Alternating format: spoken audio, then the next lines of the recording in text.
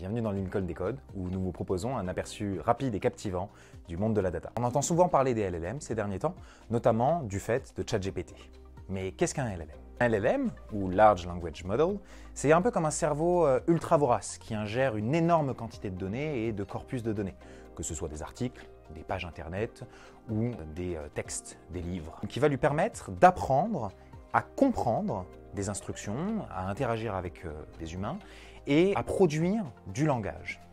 Mais quand je dis comprendre, c'est pas vraiment comprendre. En réalité, ces modèles, plutôt que de vous parler de la réalité des choses, va se baser sur des milliards de paramètres et des analyses statistiques pour essayer de vous répondre les choses les plus probables et les plus pertinentes pour votre situation.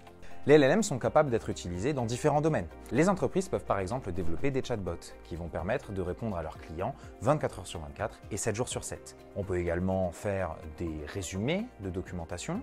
Vous avez un collègue qui a produit un corpus d'une centaine de pages que vous devez résumer pour un copil le lundi matin. Vous avez la possibilité de demander à un LLM de vous extraire les informations les plus pertinentes et de vous faire une synthèse que vous pourrez présenter au copil le lundi matin. Vous l'aurez compris, les LLM sont capables de transformer de nombreux domaines en profondeur, que ce soit la médecine, l'éducation, la création artistique aussi. Mais il est nécessaire de toujours faire attention aux réponses qui sont apportées.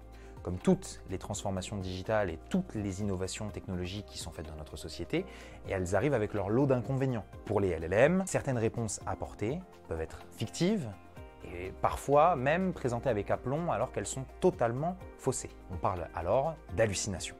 Si vous cherchez par exemple à faire une présentation très documentée et très précise sur un sujet comme la présentation de la physique quantique par exemple, il se peut que, et ce n'est pas impossible, que le LLM vous retourne une liste d'articles avec des titres, des dates de parution, des auteurs, ainsi que la revue dans laquelle les articles ont été publiés, et que tout ceci soit faux.